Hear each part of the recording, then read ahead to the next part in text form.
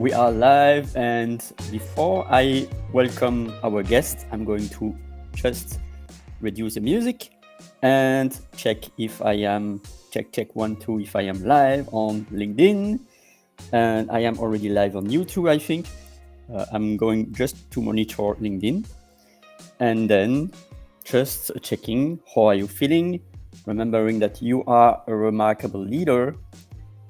And am I live on LinkedIn? I will check.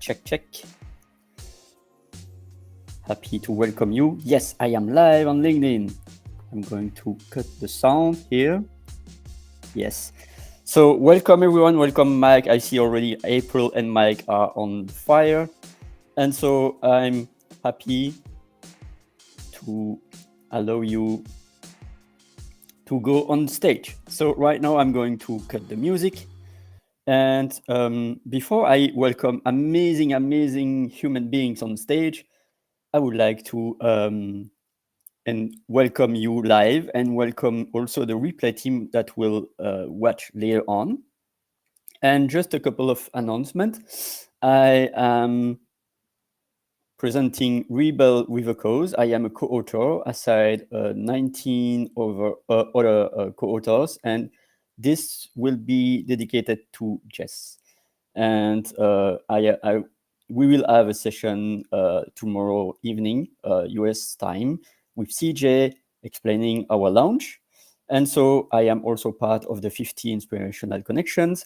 And I would like to thank again CJ and Susanna for their amazing presence. And we were having great times during the launch of Beyond Boundaries. We will have a great time about Rebuild with a Cause.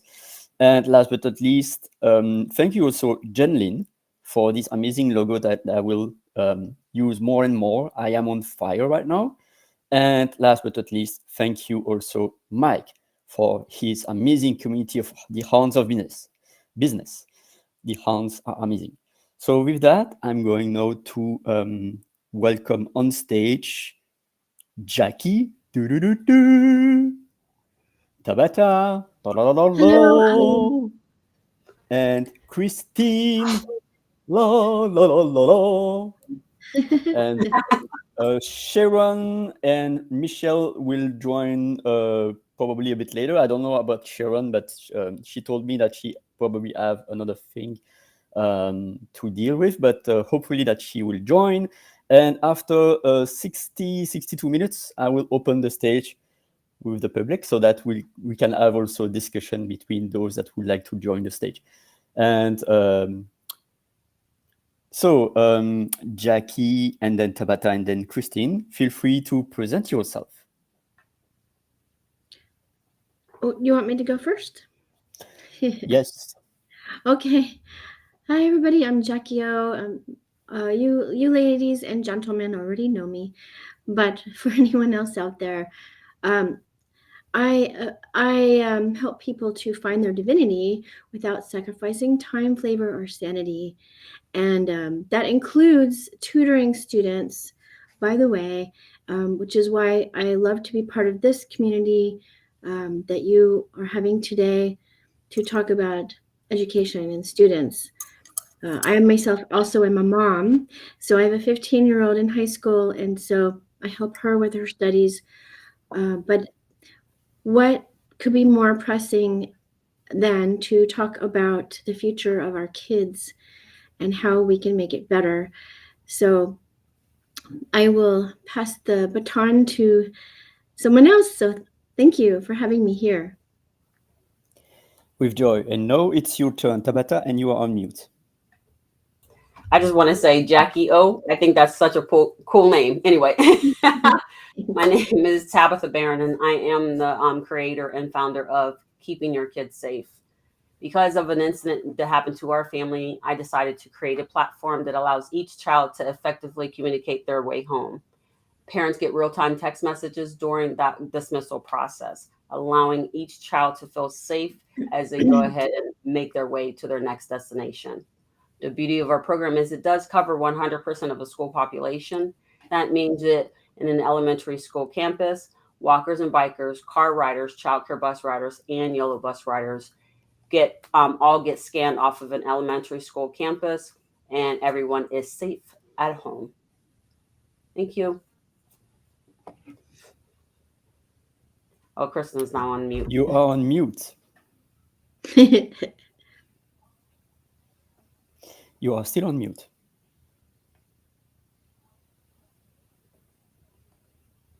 No. You are still on mute. I don't know what happened. Maybe it's in my side, but no, I see you with your mic open in my side. So I don't know what happened.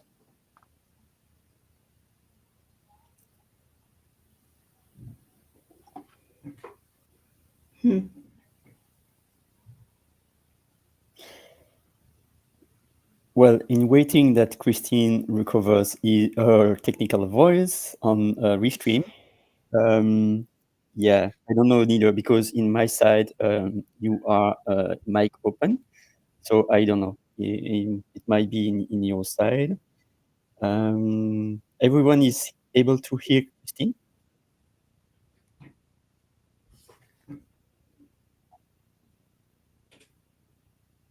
That's strange. I cannot hear Kristin.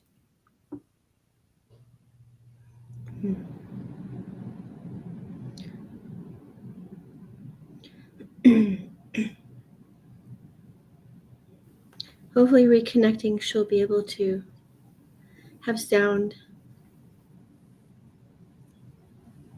I'm just checking in LinkedIn.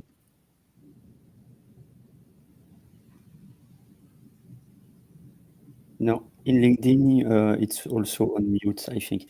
So, Kristin, feel free to come back. And aside that, Tabatha, would you like to, because my brain is still functioning, would you like to talk more about your mission and what you are doing right now? Oh, you're talking about for me. Oh, Yeah. I remember where you find me. Okay.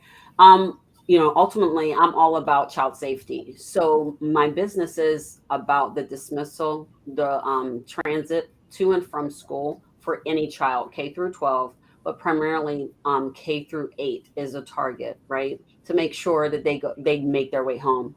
I got really passionate about that because when I learned my 5-year-old niece was ignored, ultimately, and said no, what she was trying to explain, hey, this isn't my bus, when that was ignored, I realized that there was something bigger going on, that we haven't forgotten how to listen to other people.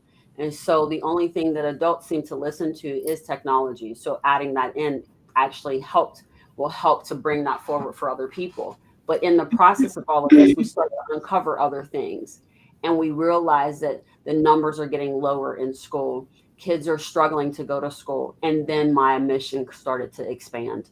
It started to be able to say, okay, I'm on the other side of having children in school, but that doesn't mean that relieves me of my, of my participation and contribution into that space. Children are afraid to go to school. We just had another school shooting. At the end of the day, we are all responsible for ensuring the safety of those children. And if we're not able to do that, then what are we doing? These children should never be in a situation where they feel as though they are so they're afraid to go to school. Some can't go home. They're just, everything's in turmoil. And we as the adults in the room should have more of a active role in controlling and solving some of those. And I know a lot of times right now, I think that's the thing that's on my mind. We talk about, everybody's talking about guns, guns, guns. The issue is never going to be the gun. I don't care about your guns. You can keep your guns. You can keep your bullets. The question becomes, why does a child feel like it is the most appropriate thing to do to pick up a gun to solve a problem? If we can answer that question, we can probably help to solve and reduce the amount of gun violence that's happening in our homes and also in our schools. So it's never going to be the guns. It's never going to be who bought it or anything like that. It's going to be 100% about why did they make that specific decision? What was it about this that is happening that causes them to put everyone else in harm's way? And we have to start put our egos down and say, what can we do better? Because now, like I've said before, Michigan set a precedence that parents can now be charged and convicted and put in jail for the crimes of their children. And now you just had this gentleman down in Georgia, his dad, the young boy's dad, has been arrested too, and they're charging him also with those murders. We have got to figure this out because this is getting worse, and our children are in the middle. And that is what my biggest thing has been. So I've been roaring about that probably all year. Thank you for your mission. Thank you so much for your mission. And I'm not a parent, but at the same time, it's about the next generations and about me living things. Of course, I'm not in the US, so I was blessed to not have to deal with guns. But you are so true. Whatever it's not the gun the issue. The issue is the ability to have emotional intelligence, to be able to talk to each other, and to find a way that we can talk to each other. And whether it's guns, it could be also cutters or anything, or acid, because it's a tool, and they are using tools to express their disagreement, where they can use their mouth and their heart and brain. So now I pass the baton to Kristin. Can you hear me now? Yay! Yay! I don't know what was going on. There's a thunderstorm here, so I turned everything off and booted it up. So hopefully it will continue working for me. But I'm Kristin Norai, and I am an educator of over 25 years. I work currently as a professional development specialist and coach, special education advocate, and I also am the co-founder of Inspire Ed Solutions, which is an organization to help re-engage parents in their child's education and hopefully bridge the gap between home and school. Thank you so much. And I will take some time to acknowledge our audience, Optimistic Station, who is Rashida, I think, because I know she's really optimistic. So thank you for some blessings. Amazing, yes. And also thank you, Michelle, who will join us a bit later in 10 minutes, I think. Thank you, Michelle. Yeah, stars. We are stars. Yes. And then Lisa, thank you so much, Lisa, for joining. And any question or any comment. Right now, we can hear Kristin. So she's back, and it's amazing. So whoever one would learn, it is yours. Whoever wants to take the baton, it is yours. Oops, my mic is okay. Whoever wants to take the baton is yours. We can hear you.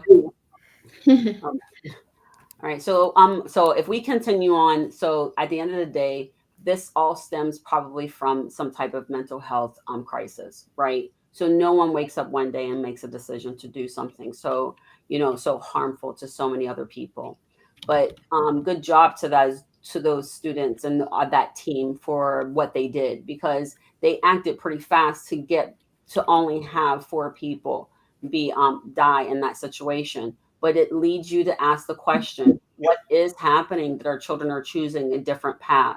Because when we were younger, we would have a disagreement, or we would have a problem, and we would take care of it in the hallways and on the outside after school, right?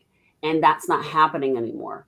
Something else is happening, and that's a mental health crisis. That's something that's going on for all of us. Adults are having a really hard time. Life is very challenging, but continuing to ignore those signs and these behaviors and not doing anything about it is doing nothing but allowing it to continue to perpetuate over and over and over again. Now, teachers have a really hard time because there's no kind of protection in some cases. But how do we get to the place where we're able to provide a little bit more mental health support without carrying on the stigma that, oh, you're this or that? That would be a really good start. I think you bring up a really good point, Tabitha. I was just in a school this past week and doing training on cultural competence and understanding more about children in the classroom, especially kids that are coming from mental health situations or trauma-informed backgrounds. And a lot of times I feel like the teacher's attitude at the beginning of the trainings is, I can't do this. This is just one more thing you're asking me to do on top of everything else. But it really needs to be the foundation of what they're doing. Everything else should come after the mental health components are taken care of, and we've got those things in place. I think our school systems are working backwards, where we put academics before everything. And we need to be looking at our children from the standpoint of their social emotional well-being from a very young age. The prison to pipeline is no longer based on third grade reading. It's based on preschool behavior. And that change in and of itself is absolutely terrifying when you think about that it's behavioral, and that means we're in control of this, and we could get better control back of it if we did something to help support our kids. I didn't even think about that, but yes, that is a big thing for me too. I feel as though that's not okay. So because of previous behaviors, but remember, we are a mirror image of some of our environment. And if we don't even control our environment, how are we supposed to be able to control what's coming out of it? And if that's by design, shame on those people who design those type of models.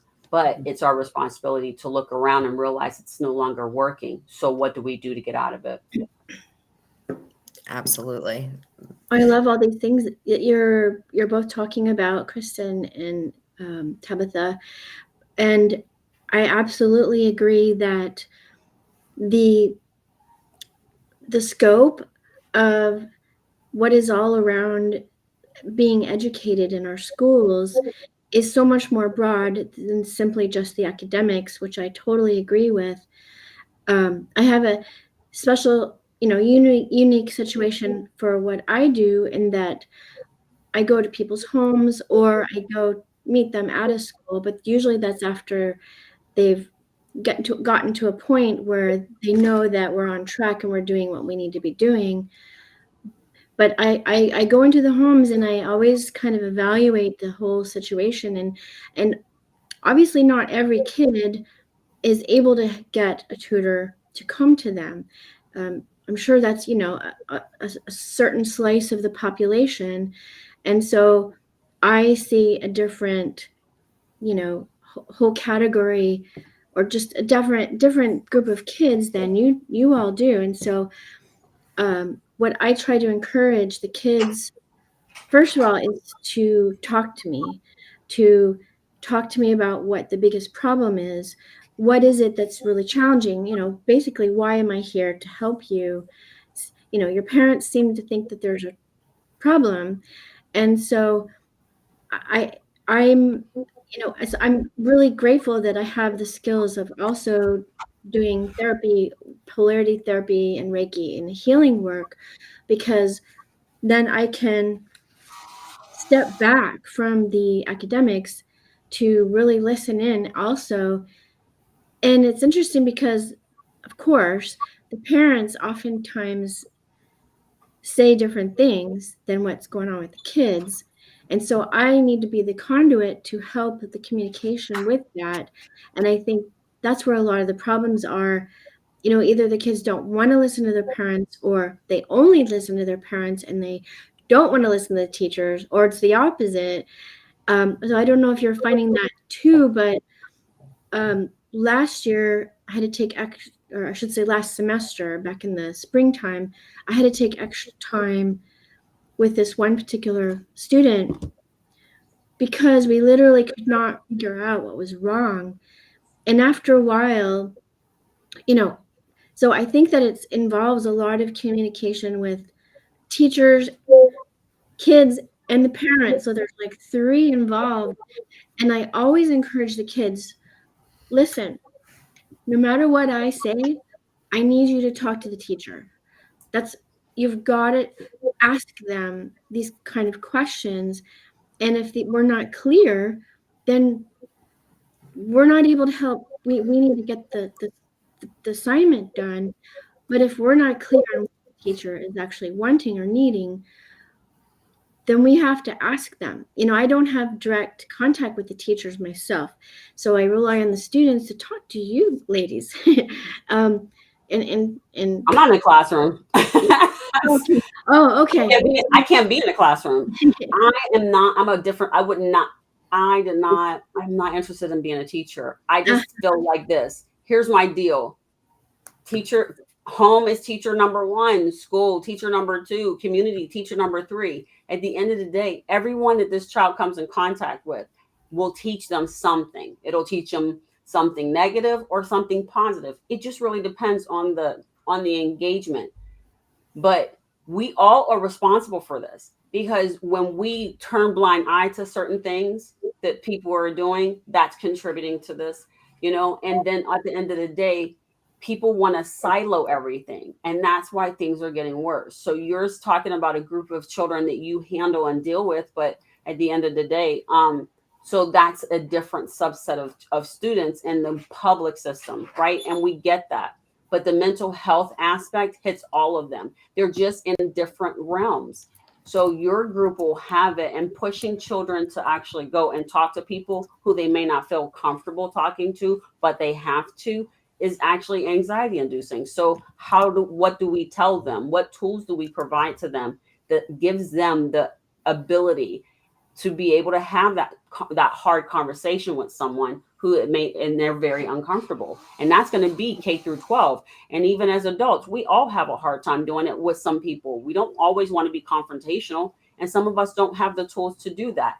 Hence the reason why mental health has grown to this, unmanageable situation that we're all in right now.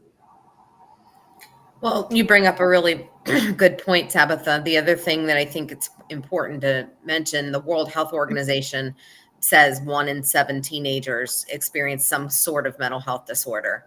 So if it's that many of our population, we're talking about more than 10% of our population that are having a problem by the age, of becoming a teenager. We need to be doing something more to help support them proactively, so that hopefully some of those things maybe, can be treated and helped, so that the coping skills are in place and kids don't have those negative connotations with getting help when they're later in life. Yeah. I love that. I absolutely love those points that you made, because it's true. There are questions that I also ask about maybe why are these questions not being asked. And yes, if there's trouble in the classroom, if there's maybe even troubles with that particular teacher, then I need to talk to the parent about this, because yes, maybe the kid is suffering from stress to be talking about it. And even my own daughter, there are people that she'd rather not talk to. And it's interesting, right? Because we need to dig a little deeper to find out either why, or let's look into this and maybe even talk to the school themselves to figure out maybe what's going on to help the kids. So this is an amazing topic in mental health. I agree. Where do we go to talk to? I guess it depends on the individual kid about who they need to talk to. If they need to go to the professionals at the school for the mental support, I think that's. But they're not there. I was going to say they're not there. Yeah, they don't have them, and that's one of the things that concerns me. They only call them in. Okay, let me say this. I don't work there. It only appears that they call them in after a massive event.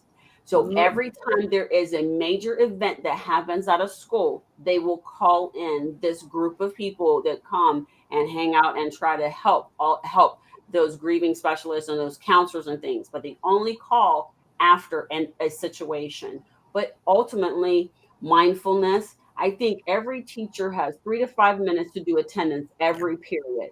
3 to 5 minutes, you can turn on mute on this small little music or whatever and get that mindfulness taken care of. Have them meditate and get prepared to get going. But that gives you space to do your 3 to 5 minutes for attendance, and that gives them an opportunity to get centered, right?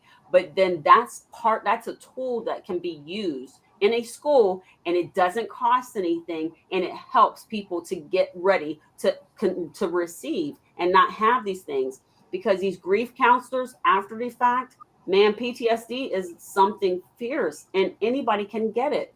And having some of the things happen to these kids that is happening in the schools is not okay. We've got to want to do something different, especially when we know 44% report that they're depressed, and 90% of the students are sleep deprived, and at least a year and a half behind in education. Right. So all contributing factors to their mental well-being and what's going on. Well, and you're so right. Mental health, is impacted significantly by, there is, when children have mental health illnesses of some kind, it's significantly impacting their ability to learn and develop in the classroom, because they're being taken over by that mental health issue. And one of the things, just to piggyback on what Tabatha was saying about in the schools, I was a behavior specialist in the schools and helped provide mental health services to students. But at the end of 2022, my position was eliminated because COVID funding ran out. And we were told your position's no longer needed. It wasn't a matter of no longer needed as it's no longer being funded anymore. So there are a lot of, educators, like I chose not to remain in the public schools and have been working since then to try and have a bigger global impact on education, because I just see more and more being piled on the classroom teacher, and they're now being expected to provide that mental health support to kids as well. And it's just one more thing that, they don't have training for.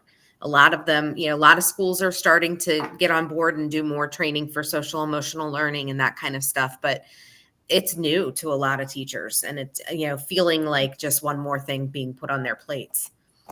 That's the part I just don't get. I don't get the part where someone made a decision that your emotional well-being wasn't enough to continue to participate in that, even after grant funding. Right. So that would have been something you should have been able to budget for in the upcoming years, because you've they seen threw out the whole curriculum. It wasn't just me. They got rid of the whole curriculum that went with me. Here comes Michelle. Welcome, Michelle. Hello, Michelle. Hey, so I just want to say, I've been getting myself put together and handling my child, but I've been listening. And first of all, Ollie, thank you for today. I always thank you for today. And then you ladies, you guys are phenomenal. And I appreciate the work you do. And I am hopeful that coming in as a aggressive parent advocate, maybe you guys all got some questions, or I think when you get a little bit more knowledge on my story with my child, you guys might be a little mind blown at the situation I'm battling. But listening to all of you, I'm going to say last year, I exactly told my daughter's school that. I said, F your academics. My child's mental health is priority. I am her mother. I am not her academic teacher. I am her mother, and this is not okay. And I withdrew her from a school system and put her in an online system. We'll get into it. I just want to let you guys know, our children's mental health has got to be priority, period. Yeah. How are they going to successfully learn anything to be positive, impacting future leaders if they don't even know how to deal with their emotions or get through a school day with bullies or whatever they're situated with? How are they even going to learn the knowledge they need if they can't even handle their own internal emotion? Oh, yeah. But I'll do you one better. Everybody's mental health should be number one priority. When you do not have mental health as the one thing that cracks everybody and makes us, you won't have all this violence in the street. You won't have all these people doing these things, because that part won't be the thing that drives them to do that. But we have to make it so that mental health being a thing for everyone, stop trying to put everybody in these boxes. But at the same time, when we turn around, if we don't have our stuff together, how are we going to teach our children to do something or help themselves? And so if somebody is struggling, don't sit there and watch them struggle. Say, hey, how can I help you? Yeah. Hey, what can I do to support you? Hey, I think you can go and talk to this person because I think that they are willing and able to help you. But not just sitting there not doing anything does not help anyone. That's a good point. And I think there's a few things that I've been learning over the recent years, and it's actually like it's really helped me become a stronger advocate and become more understanding of the mental health and the struggles with the stigma. I was raised in the household where the family business doesn't leave the walls of your home. You don't talk about things. Once it's done, it's done. You don't bring it back up. And I think that right now we are literally in this time that's where we're at in the middle. We're finally becoming the adults to realize that our childhood, that was not okay. But then we got to find that courage and strength internally to look at our families and say, no, that wasn't okay. And I'm going to do it different for my child. And I think the parents that are in that situation, myself is where I'm primarily pulling this from, is that to be a person in a situation where you have to look at your family and fully walk away, 100% no contact. So you have to commit to becoming a single parent with no support system because you know that the support system that you have is toxic and dysfunctional and it's not okay.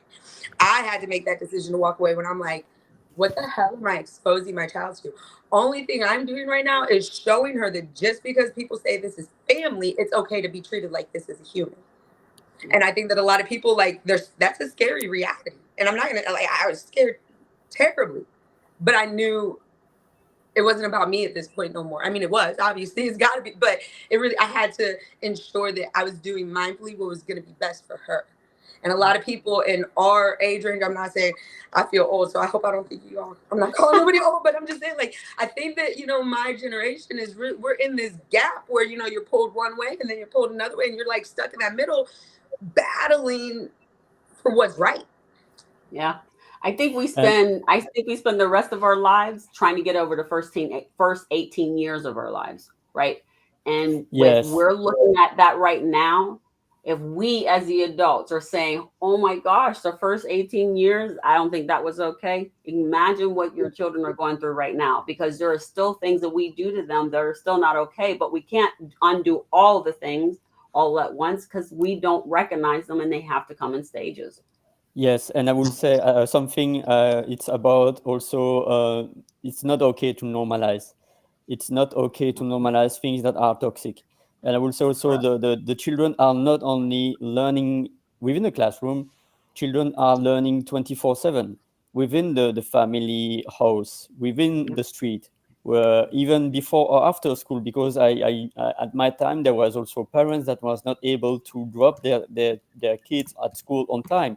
So they were dropping them earlier. What to do with these children before the classroom, and also after classroom, parents that are working until 6 or 7 p.m.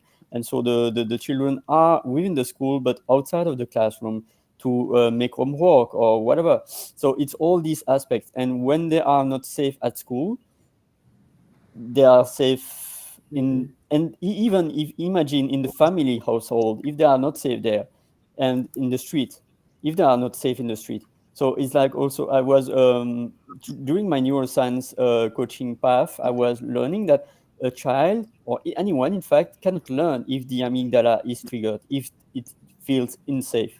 So they are learning other things than what they could learn. And also one last thing I would like to add to spread out is that the school should be more about emoting 36 different topics into the brain, hoping that they can express that. So it's also having the heart that is the most important. Thank you so much. Kristin, when did they switch from half-day kinder over to full day? Because when that happened, and you could tell there was a shift in a lot of things after that. Since I've been teaching for 25 years, I have always worked in schools with kindergarten that was full day. So 1999 was, I know, at least then. Mine was still in half. My daughter attended full. Okay. So what I guess I would want to know, because I've been listening to different things everybody's been saying, I guess my question is, where are each of you guys located, geographically? Because definitely from state to state versus nationally versus globally, it's become so apparent to me in this journey. It is vastly different. Yeah. Oh, even within a district, my experience, I started my career in Washington, D.C. suburbs and in Chevy Chase, Maryland, and worked there, which was very affluent. And after about 7 years, I moved just 13 miles down the road to another elementary school that was Title I funded. And it was in Rockville, Maryland, right next door to where I had been. And the vast difference between the two buildings, one was absolutely perfect, pristine, had everything you could imagine. And then the lower socioeconomic school had nothing. I was in a trailer out back and was handed a ream of paper and some markers to start the year. So it just is amazing, the difference, even in that same district. And that was a pretty predominant district in the United States, very highly respected, Montgomery County Public Schools, Maryland. But I'm now in Wilmington, North Carolina. So I've moved south, and I'm experiencing a much different world than even what I grew up in, living in the DC suburbs. And I'm currently in Texas, but I'm actually, so I've had PA and Texas. So I'm going both sides. And I've seen, so when I grew up in the city, Pittsburgh Public Schools, so I went through it first, right? Then I refused to allow my children to go through a very similar experience. So I sent them into a different school system that was outside of the city, went there and had that experience. And I learned it wasn't that far from what I experienced in the city. So coming down here was a different experience.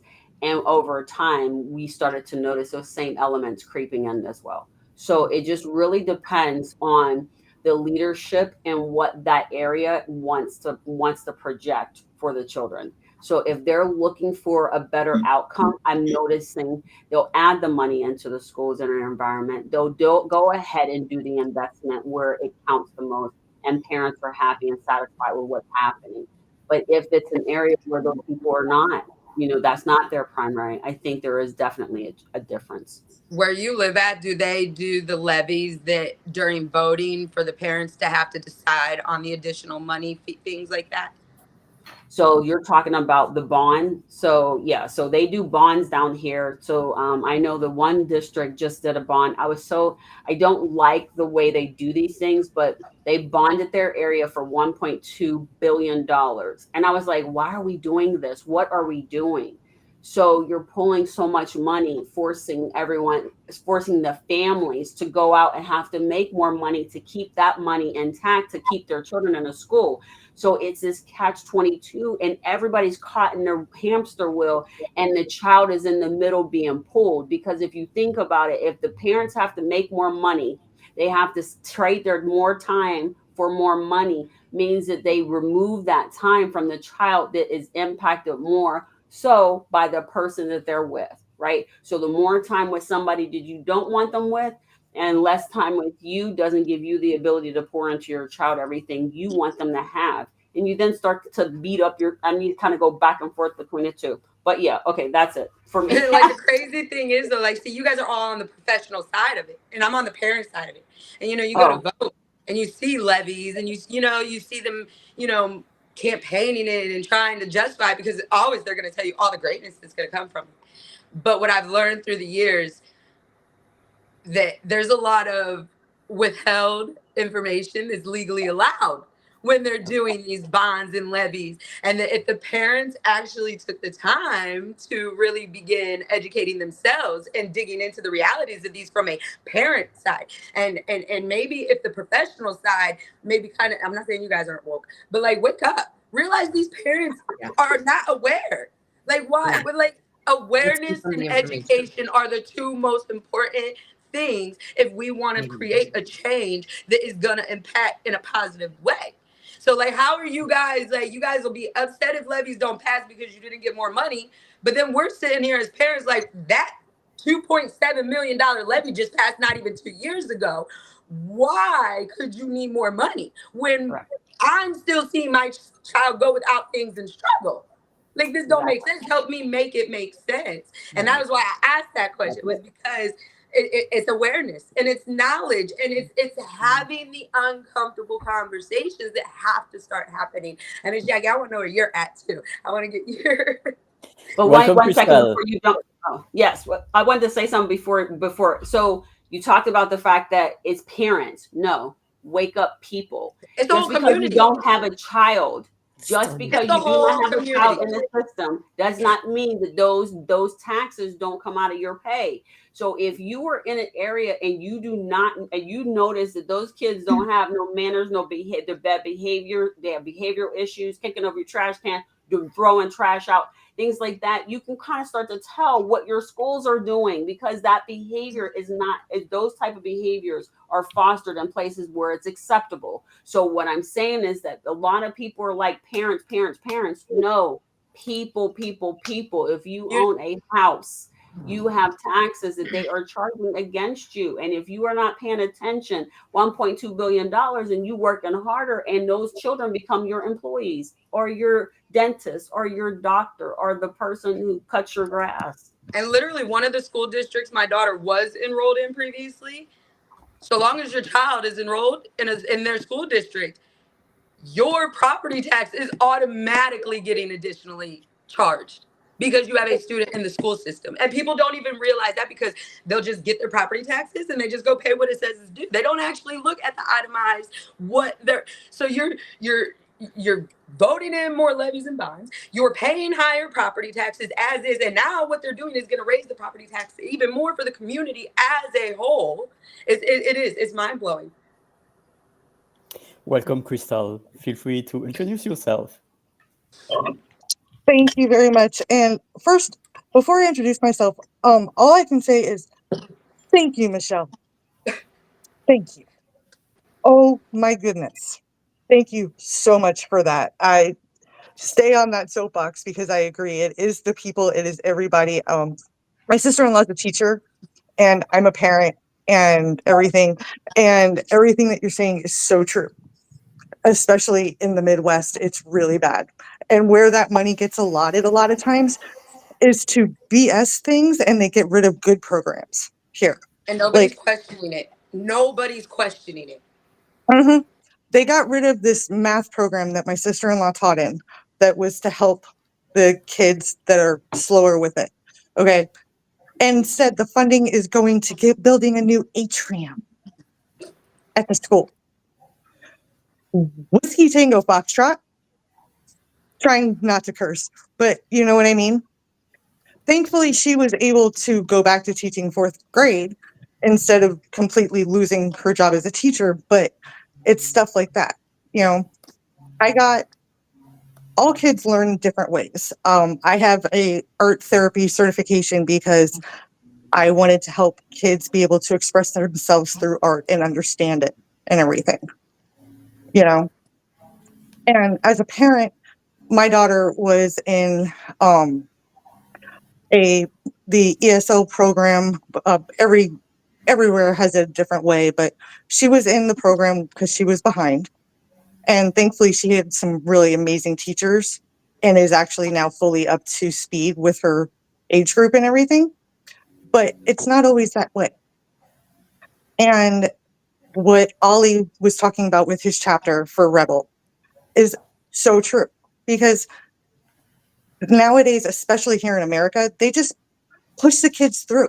It was really bad in the early 2000s. No kid left behind.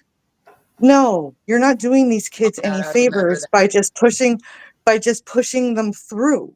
You're not doing anybody any favor. Taking the time to actually figure out the learning disability, what's going on, is what's important. You know, why are they having a hard time learning to read? I was blessed. I was a private school brat. My papa served in World War II and Korea, so we had the benefits to be able to do it. As a retired vet, his pension went into my schooling, and my mom worked her butt off as well. But I had a really hard time learning how to read.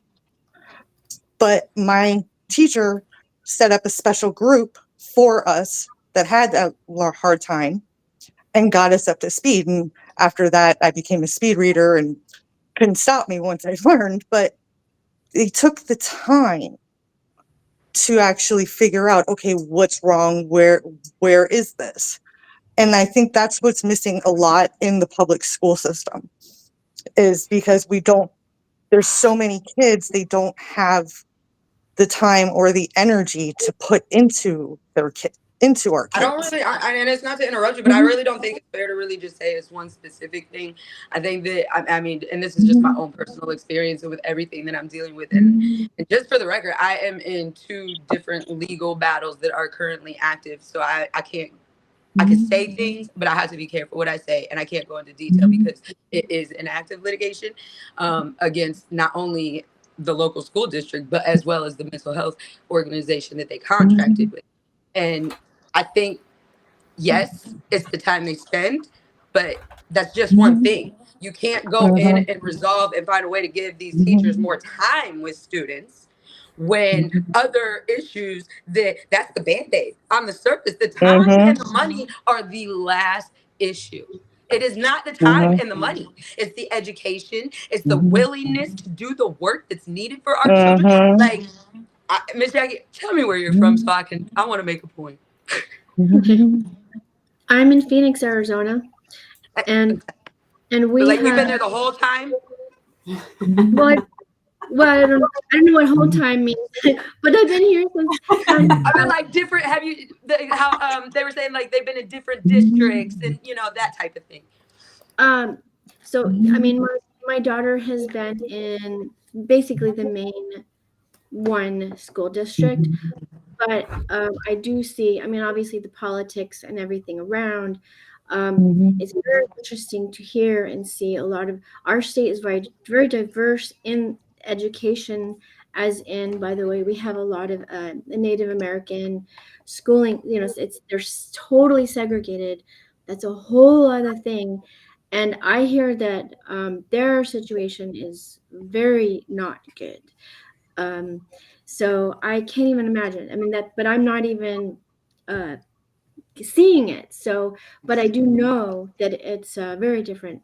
But even the high school that's just so in the high school district, there are several high schools that my daughter could have attended. But the other high school in just this one city or area that I live is so dramatically different in scores and how well it's been performing. Luckily, my ex and I have been able to agree on certain things, and that was one. But their scores were so much lower and so much in worse shape that we put her in this other school. It's still public, by the way, and luckily we have a choice. Not a lot of kids have choices, but I mean, even just in the city of Phoenix, Metro Phoenix, it is all different. Like every school district within the metropolitan area is different. I don't even know what's going on in Tucson, Flagstaff, all the other parts of our big state as far as how well it runs, how well it works. But by the way, I have one of my best friends pulled her kids from the school system because her kids were not doing well at all and having a lot of troubles and things going on and I mean, luckily she was able to do this. I would love to pull my kid and like do homeschooling even myself or online schooling, but she had tried it and her kids are doing so much better because they're doing the online schooling. They're getting more individual attention, and because of the way they are, just the way they are in life. One of her kids has very strong ADHD and things like that make it more challenging to even just pay attention long enough. Anyway, lots of things. Yes, I fully get it. You're preaching to the choir. I get it. And I've offered him, like, let me sit with him. I'd be happy to just see what's going on. But I think that he's got a online school provided tutor to help him in the meantime. But I absolutely support alternative schooling because I see it helping some kids more than others. It's really interesting to see how it is. So I guess this is why I was asking, because we live in Ohio. We're in Northeast Ohio.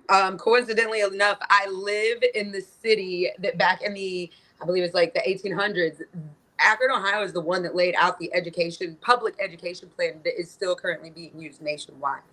Why we're using an education plan that was built back when the Rust Belt was in full going, I have no idea. Because, I mean, look how much we have evolved. So for one, just that whole framework needs to be done. I don't like how if you take our school framework and our prison framework, they practically mirror each other. I don't like it, period. I was born in Florida. We moved to Ohio when I began school. And my experience in the early 90s and late 80s into early 90s into public school systems, I didn't know that wasn't how it was for everybody. So for me, the way that I was raised, that was just normal. It wasn't until my mid to late 30s that I realized all the things that were not okay and that were actually trauma creators and not acceptable, So that was me, just same city the whole time. My daughter, we began in a school that I will say basically all elementary up to 5th grade. I must have been naive. We was in a brand new school district. They had 1, 2, 3, middle or elementary, middle, high school. They're all close together. It's a community. Like if you don't live in the city, you aren't going to their school. And I suppose I'm just naive to believe that I thought the way this school ran, all schools in America ran this way. So, and it was amazing. I cannot tell you guys how amazing. Fully inclusive, fully rebuilt schools that ensured inclusion. The teams and the way that my daughter's IEP was set up, and her whole team it was just brilliant. And in my mind, this was normal. This is how education was. It was beautiful. And then there was the fire. Well, no, actually before the fire, we went to Florida. I only made it in Florida with my child for 6 months. I will tell you, the education, that was like a bipolar opposite. To go from Northeast Ohio to Southern Florida and be exposed to because my daughter has a medical team too. She has special needs. So I have to ensure wherever we go, I have a medical team and I have an education team. I couldn't even last in Florida with my child in the school system more than 2 months. It was surreal. They don't acknowledge IEPs. There's no inclusion. Were you in Broward County? Surreal. What was it? Were you in Broward County? No, I was down in Port St. Lucie, and it was surreal. It was so surreal. Broward County would have at least acknowledged it, but they wouldn't have done much with it. Oh yeah, it's the farther south you get, the worse. Mm-hmm. So here, hang on. I have to let me inject in here. So I get what you're saying. I have been through the school system too. I had one with an IEP, and I had one that was going through general. Right. Oh, I'm getting to the best part. Oh, wait, hang on. One thing I want to say is this, because at the end of this, you're probably going to want to say something about it. Parents can make a different choice. Parents can make a different choice. We do not have to follow the plan that has been laid out for us. So when you say you don't like these certain things, we have the ability to make a different choice, but we choose not to. And that's the one thing that bothers me a lot of times with a lot of different people. Not saying this is about you. I moved my kid back to Ohio.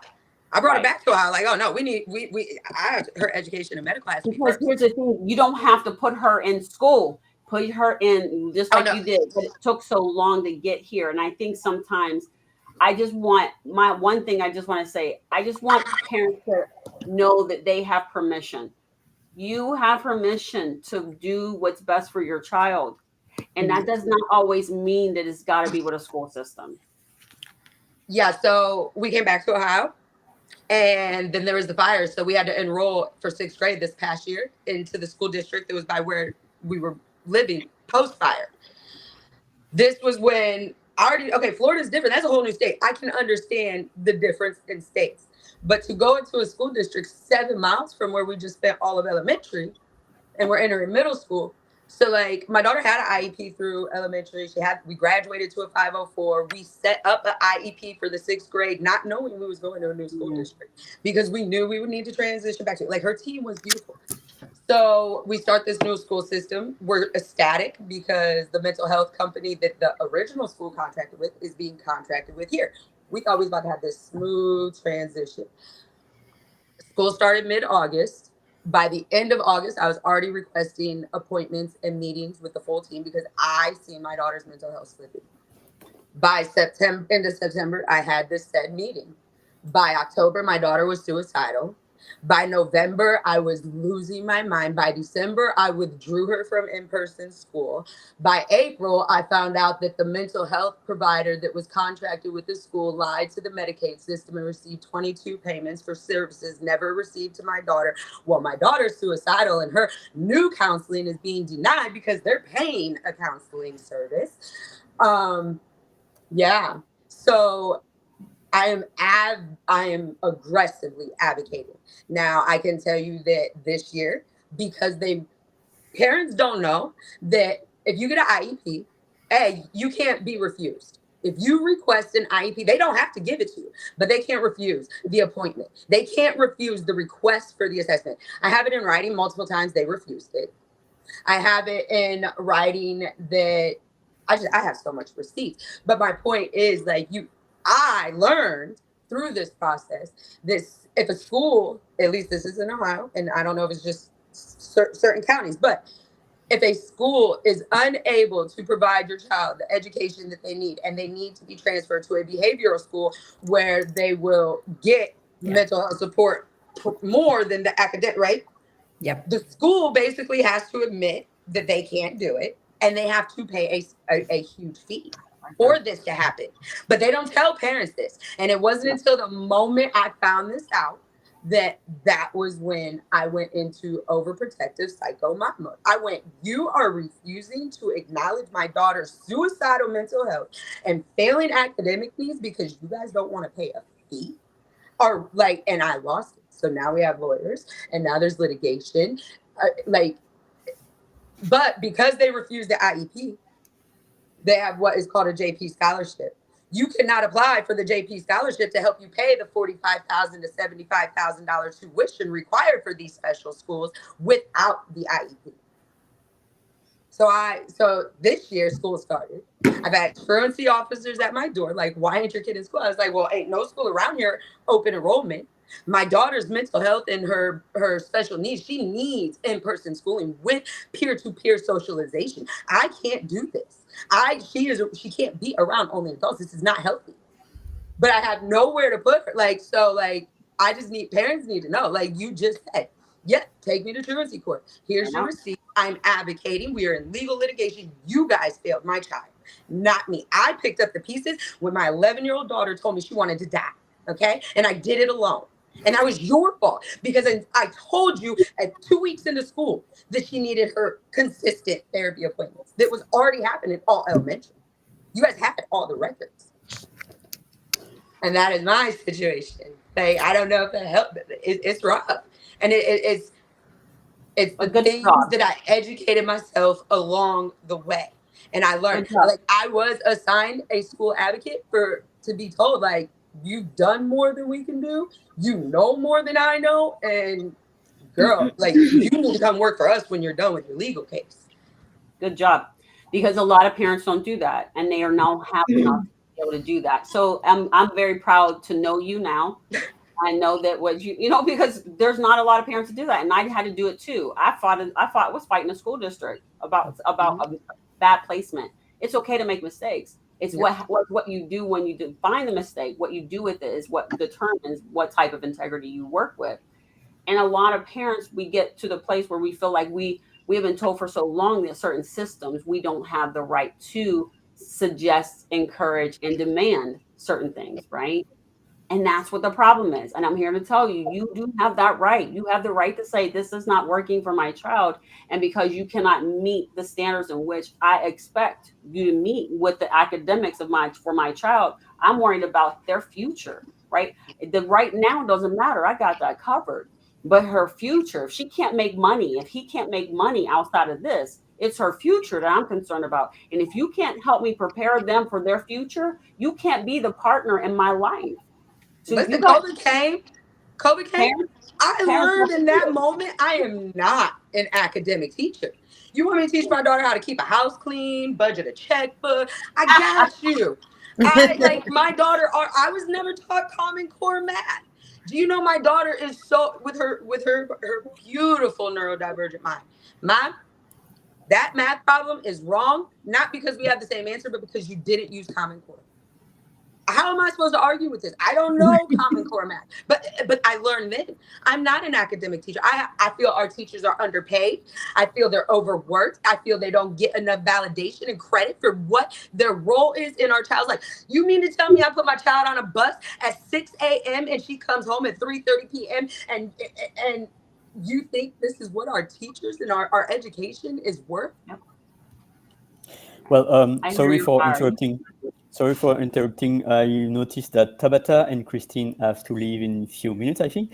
So I would like, I will open the stage to anyone on the audience, including CJ. Welcome, CJ. I will just spotlight Tabatha's and Kristin's mission by letting them speak, and I'm going to make my juice in the backside. Thank you. So Tabatha first, and then Kristin. Thank you. So all I'm going to say is that child safety is where I started, right? But I've always known that this is something I needed to do. We need to take more responsibility and control over what's happening for our children.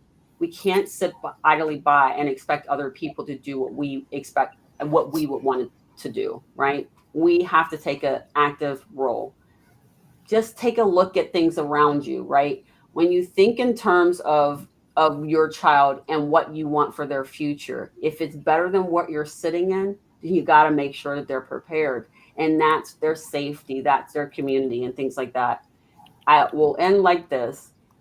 All of us have the same thing. We have parent number 1 at home. Parent number 2 is the school. Parent number 3, which is a bonus parent, is your community. All equals a healthy child.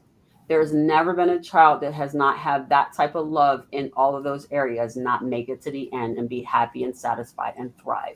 So if we can just do that and remember our words are power, if we use them wisely, we can upbuild and not destroy. Thank you very much for allowing me to be here.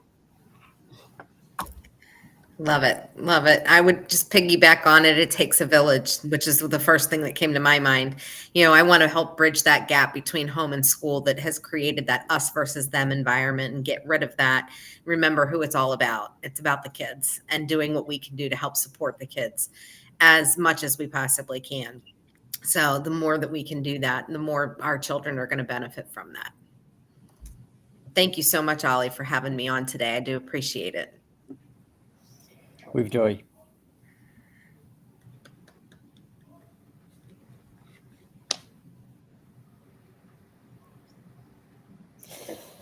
So now we are opening the stage for anyone in the audience. I am really blessed to have this session going on. It will end in 30 minutes maximum. I'm mindful about our time at all. And Jackie, Michelle, do you want to add something? I was gonna say I can't see comments or anything, so I didn't know if there's questions in the comments. I didn't know if Jackie had questions, but yeah, feel free to ask questions. As long as it's not gonna, as long as it doesn't, you know, conflict with legal details. Like I'm pretty much an open book. Like I feel that we got to recover loudly because that's how we're gonna stop others from suffer. You know, they can't suffer silently. They need to hear it. They need to know they're not alone. Oh, I agree. I totally. Well, there's a question that Trina Airsten posted in the comments. Do the teachers in the U.S. have security education besides the teacher education that they have today? My answer was I'm not 100% sure, but I would imagine that they have some sort of like protocol. John's having troubles. I'm learning a new system. I apologize. Oh my goodness. But I would imagine. I mean, certainly at my daughter's school, they have protocols. They do like lockdown, like days where they're like doing test lockdowns, or if things were to go crazy, they do stuff like that. That's more emergency stuff. But I think that what we're talking about here today also is more along the lines of the daily, and I loved what Tabatha and Kristin talked about, which is like the daily health-wise mindset. You know, how are the teachers showing up, you know, in class? I'm not going to say any names or anything at my daughter's school, but there was one of her teachers that there's apparently a reputation that she's very hard to learn from. And kids are like, when they found out they had her, they like transferred to another class. And first of all, actually, I'm like glad to hear that the school is letting the kids have a say in which teacher they have, even at a particular school.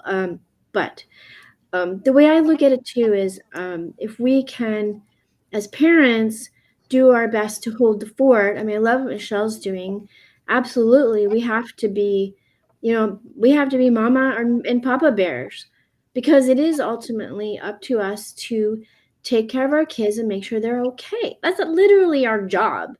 So, I mean, yeah, and I love what Tabatha was saying about like they're our partners. They're supposed to be our partners. But when it's not working anymore, that I love that you're taking the reins, Michelle, and you're doing what needs to be done to help. And not only that, but your actions hopefully will help the rest of the community by the fact that you're doing legal I'd action. say I received an email because technically my daughter's still enrolled in said school system. Because there's nowhere to put it right now. Like I can't afford a $60,000 tuition. We don't have, so we're in limbo right now. But I did receive an email, like, because their school just started, like, again, mid-August, and they have fully implemented a new contract, I believe, with a new licensed social worker as well as a new mental health team. So where the catalyst for the change was that the suffering and the expense of my child becoming suicidal. And this last year's journey of picking up these pieces I would never wish on a parent, I am thankful that moving forward, even though my daughter will not be able to partake and receive these amazing things that this email says is now in place, that I feel should have already been in place, I am thankful because we did find out through this process there were other students that their insurance, the same thing was happening. So there was multiple parameters of insurance fraud. But it's like bittersweet when you and parents need to, and I think like how you say we need to, I think that one of the most important things we really need, it's both. We need in-person and online support systems for this, because like it's not in the beginning. In the beginning, it's like, oh my God, that's horrible, that situation. But then when you got to talk to somebody about it again, like 18 months later, and you're like explaining how brutal the legal process is, or what my current battles, it's like they're just like, oh, but then they don't know what to say, or they feel bad, or it's pity and sympathy versus empathy and encouragement. Like we need to build the village and the support system that parents. I think more parents would speak out if the fear didn't have to be as strong for the retaliation and what you're going up against. Because it's scary. And I've walked a lot of this journey in solitude and loneliness with no support, just relying on my faith that I'm doing what's best for my child. That's phenomenal. I mean, I can relate. I can only imagine what that's like, not having the support around you of people. I'm so glad you do have the support of this community here for you, even though we're life-saving. By the way, I have lots of family in your area of the state of Ohio, so I'm familiar with. I started elementary school in Ohio, in New Philadelphia, and they're farther south. They're way different than Akron. Yeah. So I loved Ohio. I have a lot of family there. So anyway, so thank you for doing all of this. Even though it might not feel good, I'm positive that, like you said, things are already shifting where maybe they need to shift. It has to shift. And what is really breaking my heart is that the support that you can get, it's outside the system. It's with people that have the same struggles than you, that decided to make a support system external to this school system. That's the saddest part. That's the saddest part. I feel like the last 18 months, 2 years of my life has been this like brutal reality check of what I believe to be the societal norm and status quo and policies, and just, I guess in your mind, you just believe that it's this way and this is what happened.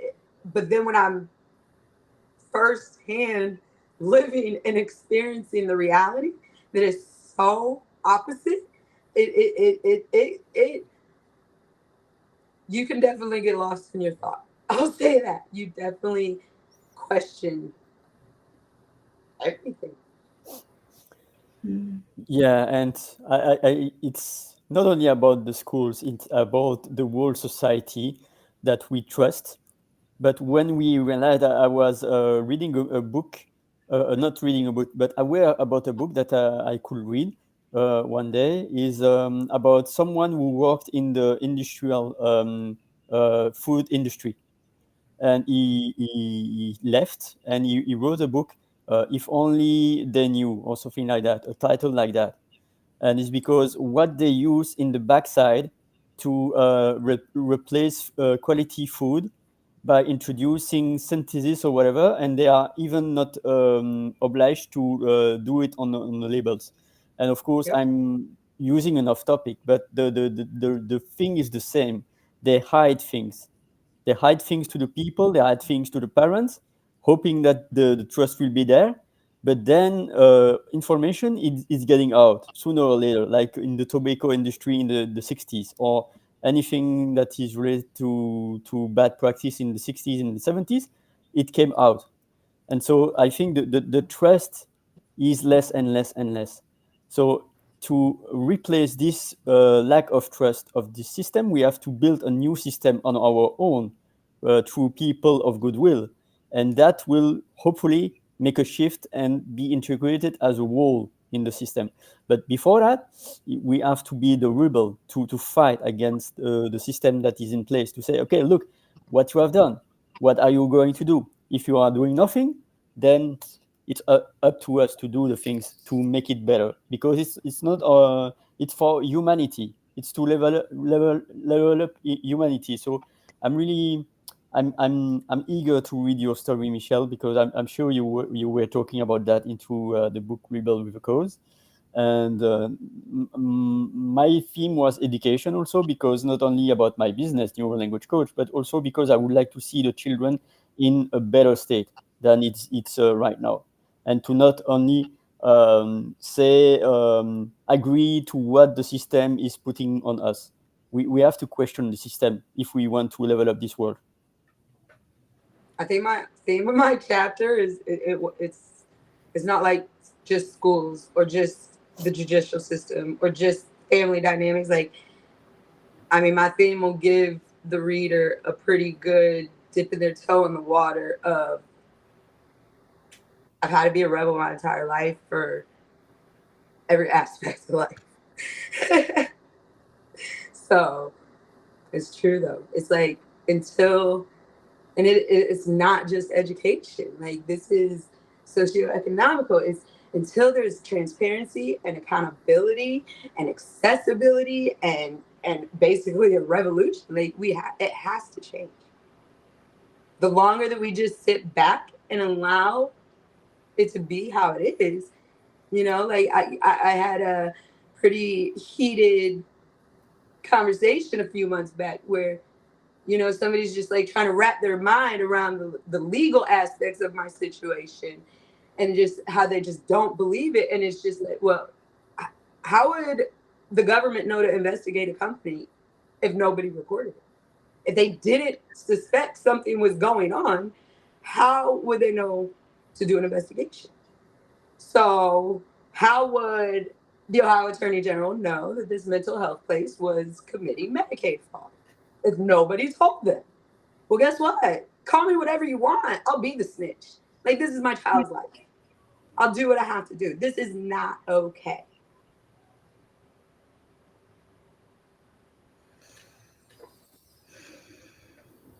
Excellent.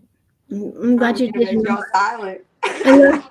I love you that you're sharing, though, also your experience with the world, because we all need to hear what's happening, and any encouragement that you have for other parents to do the same. I hope they hear, because also we all just need to do, sometimes, asking the questions, and sometimes it takes a little bit of figuring out maybe what's going on with our kids. If we don't quite understand, I love that, at some point the parents can have to get really involved. They could just be listening, and then, do we need to talk to the principal, blah, blah, blah. Well, what if that's not enough? And like what you did, just continuing to dig and to ask the questions really goes for anything. But, I'll never forget dropping my kid off, at kindergarten, or even preschool, but I was not comfortable because I didn't trust the system already. I was already but I was angry because of my situation, that I couldn't just homeschool her myself at the time. I still can't right now, but at the same time, I can assist more because I'm more flexible with what I'm doing. But yeah, I'll never forget that feeling. So I had to literally place my trust in the school system, and They proved to be untrustworthy. Time and time again. And to support that, what I had to make sure for my own sanity was, I said to her, even back then, I said, I need you to tell me, I need you to talk to me if anything feels weird or different, or if you're uncomfortable. I said, I know that, she was little, obviously preschool, but for a long, I kept saying it. So she heard this, That's one thing that if parents are listening right now, they should truly hear. Don't make your 2-year-old child go forcibly hug somebody because you're leaving and that's a family member. Don't have your toddler child come to you and pull on your pant leg and want to tell you or show you something, and you say, in a minute. Stop what you're doing and turn around and do it. Because then when they get to where I'm at now, I know my child, she's going to come to me. She tells me anything. Excellent. She will come. I don't ever want her to be like, oh shit, I'm in trouble and I can't go to my mom. I should be the first person she comes to. Yeah. And that is something that you have to build the trust and the safety net with your child from birth, basically. You can't be inconsistent. You can't do your actions and your word. They have to not only hear the love, they have to feel it. And they have to trust it is going to be there unconditional. And that's one thing parents got to hear. Because by the time you get to these positions, yours is in high school, mine's in middle school, it's too late. They're going to go confide in their friends because they already feel like they can't have a conversation with you. Sure. Yeah. Well, and not only that, but then to support that is to hear them and listen. And then also, this actually I found interesting because at some point she would say to me things that I was like, I don't know, honey, it's like, no, shut up, mom, listen. And then to act on that, where she didn't want to go to that party or she didn't want to go do that thing. And even though I wanted to go, so, the child in me was like, well, that's ridiculous. Why does she not? It's the validation. They need validated, exactly. Even if you don't agree. And so, I had to zip it and say, she doesn't want to go to that party. Guess what? Your daughter's different than you are.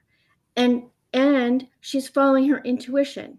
And I feel very blessed and grateful because I know this isn't always possible. But so, for example, like this past week, she's like, Mom, my body's telling me that I don't feel good enough to do X, Y, or Z. And I'm like, thank you. Like, oh my God, for her to have that language even I try, anytime I do tutoring, I talk to kids the same kind of way. I try to encourage them to talk. And it's like I love what Tabatha and Kristin were saying too. It's not always easy for them to just hear that and go, oh yeah, okay, I'll just go talk to my parents, or oh, I'll just go talk to the teacher. So I'm totally aware that's not always possible. However, this child, this human being, does need an advocate. They need to be heard. Whoever it is, whoever. It does. I mean, okay, the parents are not able to do that. Then what if someone like me or whoever's coming along, wait, your kid is saying this. We need to hear this. And it's very moving to me. I feel like, sad, because I know a lot of that's not happening. And even when the kids feel heard, like and there's cutting, there's kids are self-cutting, there's this stuff going on in schools, and I don't know exactly their situation, but I do know that stuff like this happening even in households where they feel heard. So when it's happening, we're not perfect parents ever, I know this, but to be just there to like capture them when this stuff is going down, they'll have questions about it. I mean, really, when it comes down to it, it's like we do the best we freaking can, we do absolutely the best we can. And when we show up and do listen and not make them do events or go to people when they are truly hearing their gut, we have to support them in that. Yeah. I just want to tell you that you're wrong, and your only thing you're wrong about is saying that we're not the perfect parent, because like parents that are like you and I, that is the perfect parent. Being able to look at your child and say, I was wrong. Oh, by being able to be the parent to look at your child, like, I tell her, like, your feelings are valid. Might not agree with them, but you're going to have to make your mistakes. So if you shall fail or fall, I don't agree, but I'll be there to pick you up. Those are the perfect parents. Like, yeah, it's we are perfect parents because we do what we never got growing up and what we wanted. Yeah. Can I share something for a few minutes? Sure, I would this is your say, show. yeah, of course. But for many years, I placed my dad on a pedestal because he was my only parent. And I will always remember more than 35 years ago, my mom was already ill, brain cancer. And at some point, my dad, I was able to get out of school earlier. And my dad was waiting for me on a bench. And he told me, it's over. Your mom is no more. And I was seeing him crying for the first time of my life, because for 2 or 3 years or even more, he was not expressing his emotion. He was doing his best to see his wife declining and then dead. And the last thing I would like to say is that parents are a guide, but at the same time, I'm really happy to quote a poem that you probably may know. But let me quote just a few lines. It's from Khalil Gibran. Your children are not your children. They are the sons and daughters of life's longing for itself. They come through you, but not from you. And though they are with you, yet they belong not to you. You may give them your love, but not your thoughts, for they have their own thoughts. You may house their bodies, but not their souls, for their souls dwell in the house of tomorrow, which you cannot visit, not even in your dreams. You may strive to be like them, but seek not to make them like you. For life goes not backward, nor tarries with yesterday. You are the bows from which your children, as living arrows, are sent forth. The archer sees the mark upon the path of the infinite, and he bends you with his might, that his arrows may go swift and far. Let your bending in the archer's hand be for gladness, for even as he loves the arrow that flies, so he loves also the bow that is stable. So I found this text very powerful because we as parents are fun, and I'm not a parent, so I'm not talking about me, but parents desires to have their child in their own image, but I truly believe they have their own choice. But at the same time, we need to assure them the soil. It's like seeing a tree dropping some fruits and hoping that there will be trees that will grow. But if the soil is not good, then the future generation will not be able to flourish as we did. And it's all about going upwards and elevating, and not going to the middle age backwards, because since decades and centuries the society has evolved, but at the same time it has evolved more in this and not so much in this. And it's really my hope to see in school more and more heart and less brain. Of course we have to think, but we have also to talk about our heart. So I was thinking also, we have still 5 to 10 minutes maximum. What are your final thoughts? And I don't see, I was posting a comment for people to join the stage. You are free to join the stage at any point, but in 5 to 10 minutes it will be over. So this is your chance.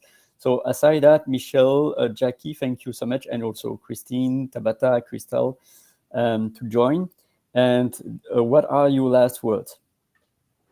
I would think my last words is going to be that I definitely became pregnant and had a child believing that I had to like become a teacher, teach this child. And what I've learned for the last dozen years is that I'm the student and she's the teacher. And every day she's giving me a new lesson. And you just got to take it and do it. Like you just got to be a part of it, and you got to be open and willing to take that as an experience, to let your child teach you a lesson, because some people can't. Is that Oops, Angelica? Angelica. Yeah, Angelica, welcome. I can't see her on my phone. I had to look at the Hi, Angelica. another rebel. Woo! Welcome, Angelica. Can you hear us and can you speak? Yes, I can hear you guys. I'm like, this is a hot Saturday. And I said, I got to come in before you guys close because I got to support my peeps. We're all the same crew, you know? So it's good to see you guys. Awesome. I don't see you, Ollie. Oh, there you are. I just have to scroll. Hello. I see Jackie's here. Hi, Jackie. Hey, nice to see you. Nice to see you too. Well, I Nice. totally agree. That was a beautiful reading that you gave us, Ollie, about that beautiful topic. And actually, if you had a link to that somewhere, I would love to see that again. Would love to read it again. But yeah, I love that you mentioned being pregnant, Michelle, because I remember being pregnant and so excited to teach her everything I know. And, you know, couldn't wait to teach her cooking, couldn't wait to teach her gardening, all the things. Oh, perfect. Thank you, Ollie. Oops.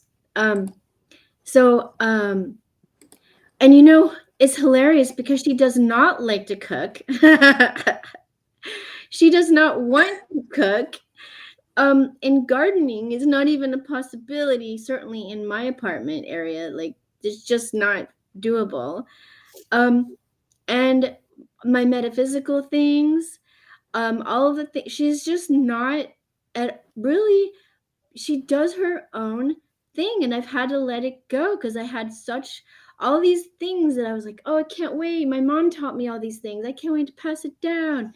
Well, she's only 15, so I know there's time, and perhaps she's adopted some of the things, but she's not like, oh yes, I'm gonna learn that and the other stuff. Anyway, I'd love to hear from Angelica too. I want to add though, real quick, is that I had every example of what I didn't want or who I didn't want to be.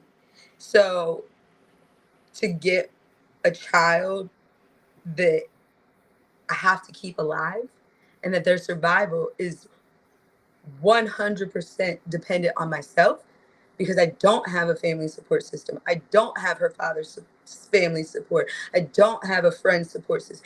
Like, I think that you know, like I said, that's why I talk and tell my story, to make the awareness, because there's so many people in the world that just can't even fathom not having a support system. And you know, my life, I have to be responsible for every aspect of life that somebody generally has someone 24/7, 365. I don't get a break. I don't, you know, there's nobody coming in to help take care of my kid, you know? And it's just, it's this process, like I've had to learn what life means for me, because I know what I don't want it to mean, if that makes sense. I'm a single mom too, by the way. I totally relate. It ain't even got it, and that's one thing too. I try, if I said single mom, I try to say a single parent, because there's single dads that struggle. Single dads struggle harder than single moms. Mm.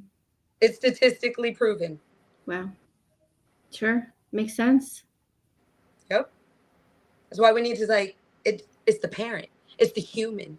Stop. It don't matter if you're male or female or what. None of that. It's the parent that needs support. Period. End of day. Sure, absolutely.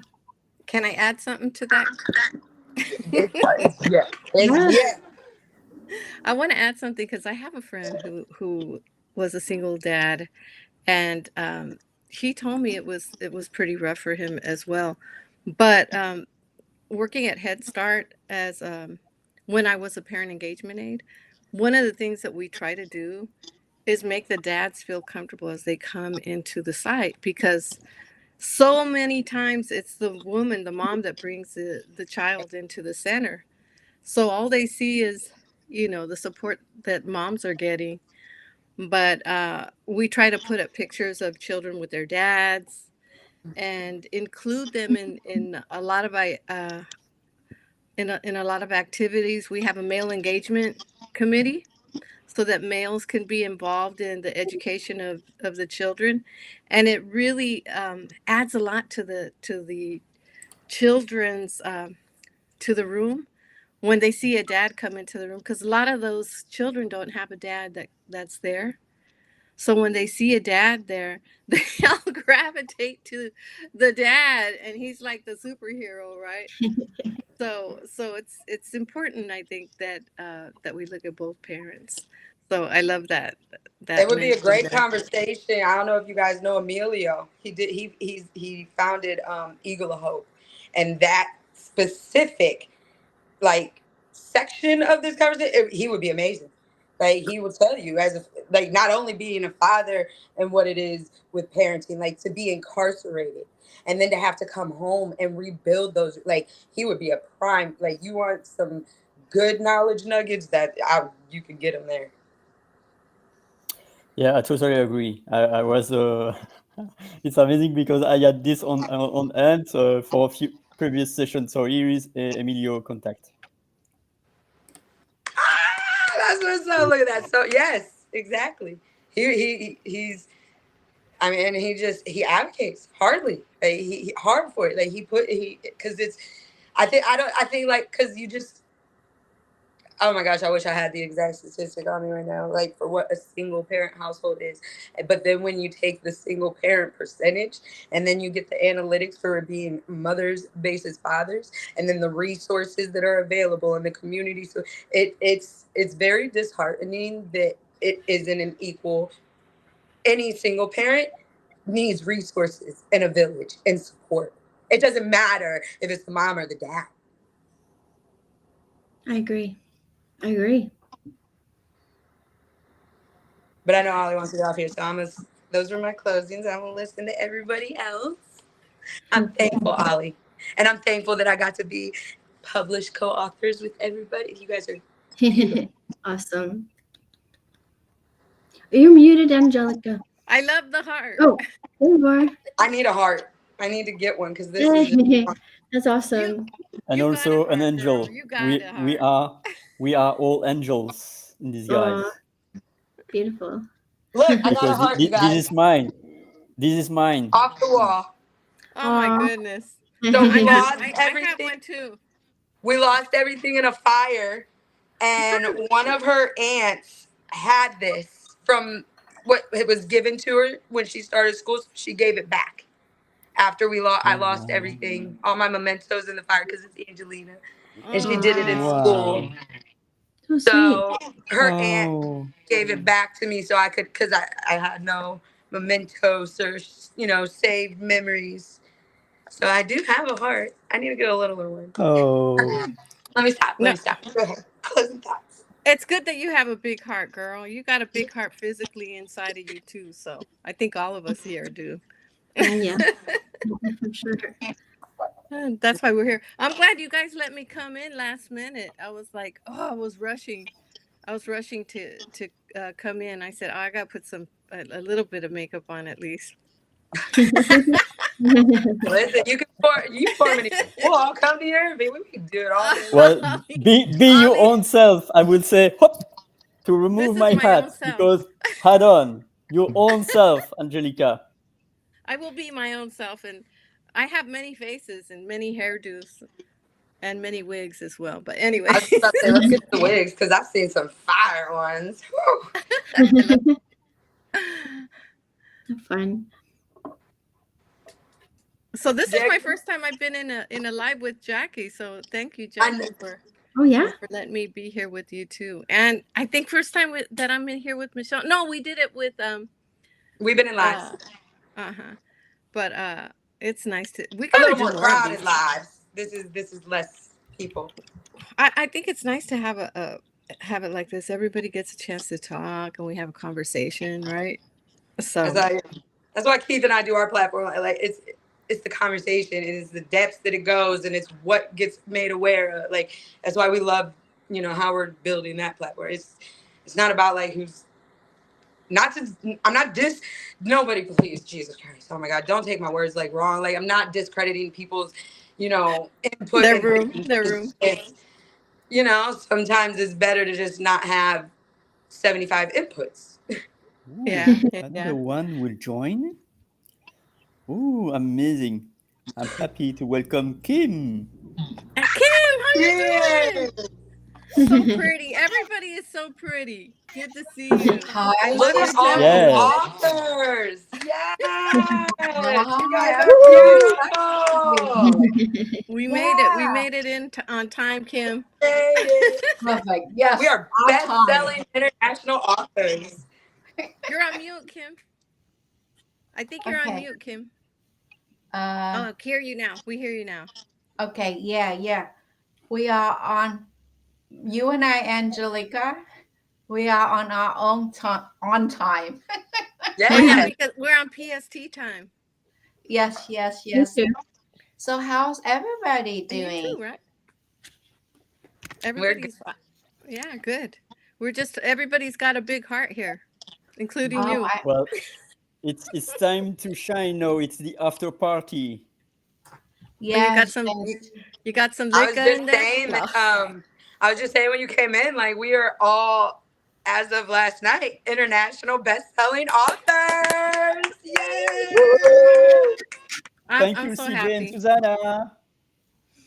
Awesome. It's amazing. That is It's surreal. Congratulations, It feels all you so surreal to say that. Oh my God. Yeah.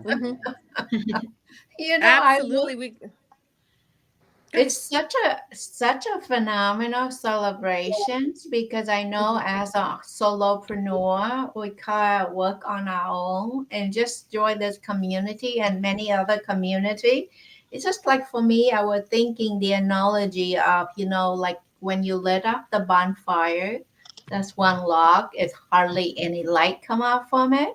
So if we join our heart, our soul together and create this movement and we add more logs to it, more light to it, we can lit up this world out of chaos, you see? Because within the power of one, we are one. Whatever we think, whatever we do is affects the ripple effects of the collective consciousness of humanity. So therefore, I saw I saw your post, but I have to eat lunch, and I just finished lunch.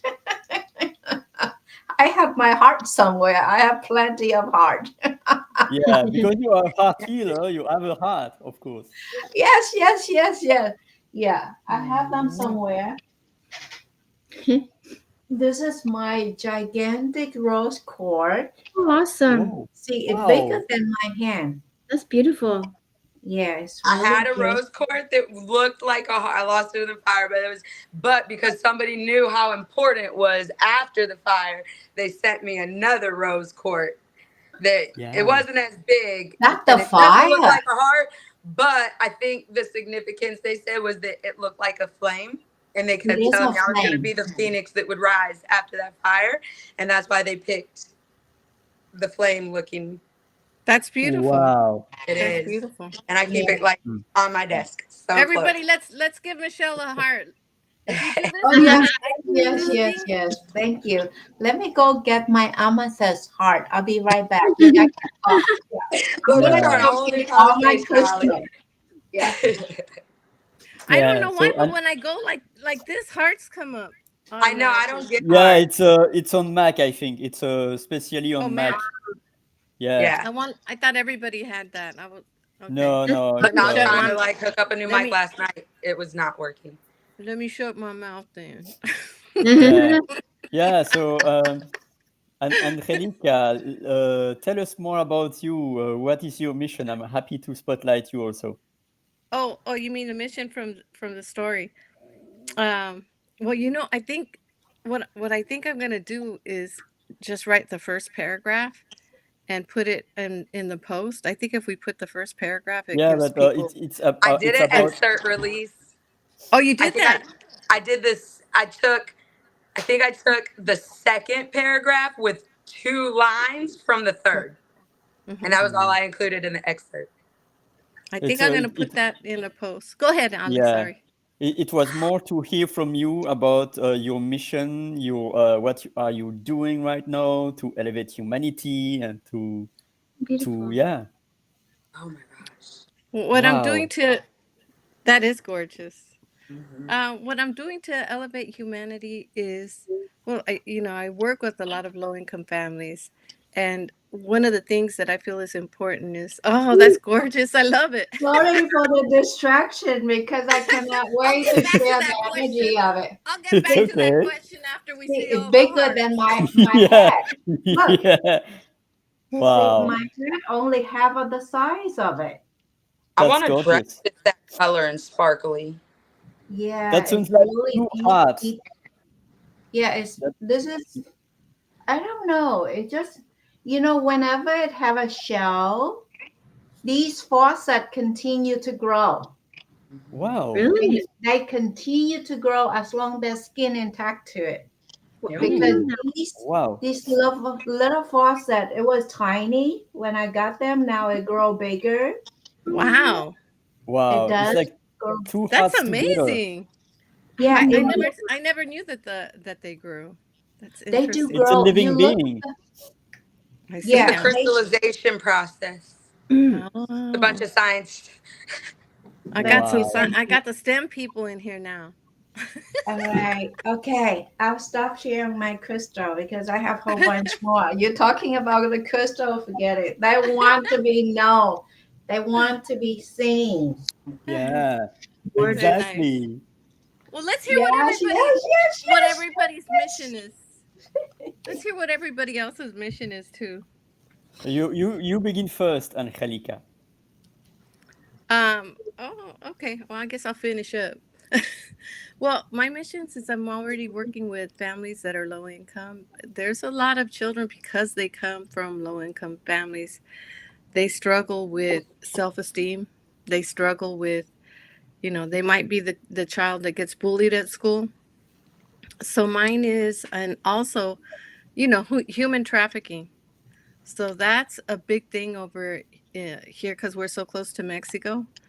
And actually, do you guys know where the most human trafficking is at in the I United know States? that here in Northeast Ohio, we're in the top single digits. Yeah. We Um, actually, when you go to cosmetology and barber school here in Ohio, mhm, like barbers are 1,800 hours, cosmetologists are 1,500 hours. Within those hundreds of hours, there are state required dozens and dozens of hours that have to be taught of sex trafficking, what to look for.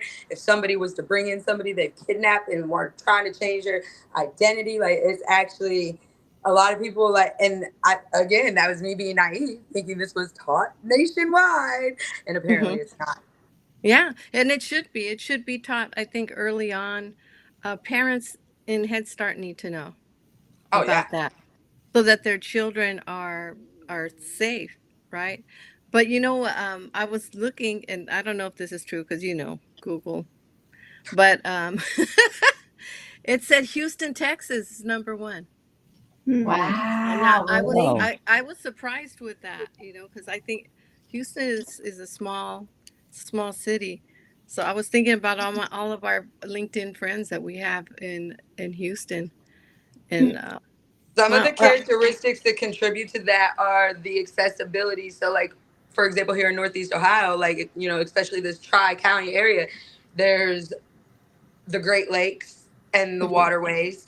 There's the railroads. There's the yeah, international airports. Literally, there is a highway. You can be anywhere within, like, I think it's like 50% of the population of the entire U.S. is from Columbus, Ohio.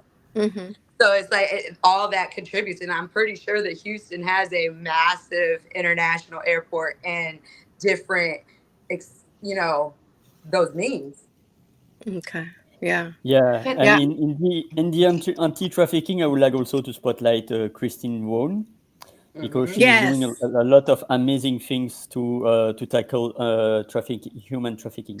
She was one of the first ones that I had a conversation with about it that I learned not everybody was taught in like cosmetology school, barber school. I sent her, our state, policy for her state to look at because she was the first one to tell me that wasn't like I thought it was like worldwide, but it's like, that's really naive. should be. But then to not even be nationwide, I was just mind blown. Yeah, yeah. We had an interview, and I love the interview that we had. We're gonna have a part two, Kristen and I, because I think it's so important for people to know what to do, what to out for, right? Because sometimes we could notice something and just ignore it and just go along our merry way, and who knows if that's somebody who needs our help. I mean, that So, goes with what Keith said about that homelessness stuff the other day. We like raise our kids, or people be like, "Well, that's us. That's them. That's not us." Or look the other way. It's not looking the other way. It's not ignoring the situation. It's not hmm getting that gut intuitive feeling, but going against it. And hmm I yeah. raised my daughter that way. Like I don't want her to deflect. I want her to reflect what it should be. Absolutely. I think that that's what I love about this group. Everyone here really cares about people. And yeah, I'm that's why I just say you got a big heart, Michelle. Go ahead, Kim. thank you. I'm just You next. I'm curious. I'm curious. Is this Houston where Joel Osteen have his church? Where does Joel Osteen have his church? Oh, I don't know. Because he is a huge influencer. If he speak into it, it will make a difference. His church can serve. He serve millions of people. He's right there, and I mean, whether Houston or I don't know where it is, but there's a church. I mean, church supposed to save people, right? You're not in the U.S., are you? No offense. I don't mean that disrespectfully, but I am in San Francisco, my dear, I but say I'm at not least involved here, in where politics. I live, not all churches help. Not Okay. not all. Some are amazing and authentic and genuine. Some of them you get looked at differently if you walk in and you ain't got money to put in the tithe basket. Like they're not all the same here. Like you Well, don't. thank you. I've been in churches where I felt uncomfortable to never return, or the judgment, or, yeah. So at least where I live, there are great churches. Like, there's good ones, and they support community, and they live by amazing values, and they have integrity. But I don't even think it's really just the churches. Like, this is organizations and community. Like, it's anywhere. There's just some, like, there's good with evil. There's going to be a flip side of a coin. That's why Well, we got to thank you. spread it. Well, That's why thank we're you here for to spread it. educating me. I'm here in San Francisco, Ocean Beach. That where I live. I'm right here by the beach. The place that I track to, they are wonderful places. Like Reverend Cecil William. What is the place called? I forgot the name of it. But anyway, we have a couple church here. It's non-denominations in terms of the service that they serve. They belong to some kind of Christian, but our pastor actually sees the divine feminine, more like spiritual aspect of our humanness. So I go to that one. It's beautiful. People all kind of gender go there. It's safe. And also I went to the Golden Gate Spiritualist Church, and it's beautiful church. So far I'm exposed to good one. And thank you for telling me that, because I assume with with our goodness within our heart, we tend to expect everybody, behave like we do, you know. And what I learned is, even though I am living in this body for 60 years, it's still that innocent part of me still there, and I assume everybody else just like me, you know. That's why I bump into mistake here and there being taken advantage of. However, as we are here now in our community, we're gonna look after each other. Yes. Yeah. So thank you. Yes. And I didn't mean no disrespect. I was just saying, like, I wish sorry I to had hear. never been exposed to a I have to go. unkind religious setting. Bye, Jackie. Bye-bye. I'll see you next Bye. time. Bye, Much Jackie. love. Take care. Hi, Jackie. Thank Take you care, for being Jackie. here. Nice to meet you. Nice to meet you too.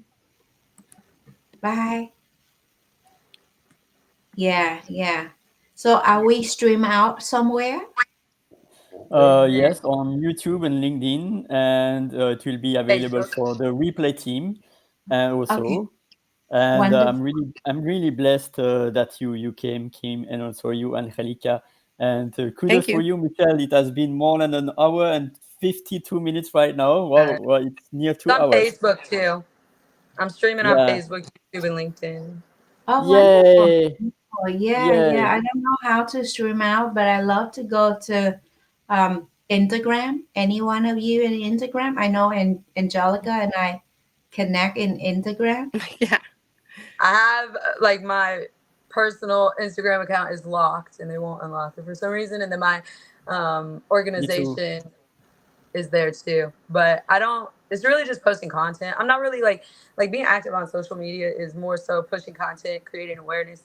Like pretty much everybody I interact with is like WhatsApp or texting, phone calls, Zoom meetings, like the nitty gritty behind the scenes stuff that most people don't even think exists.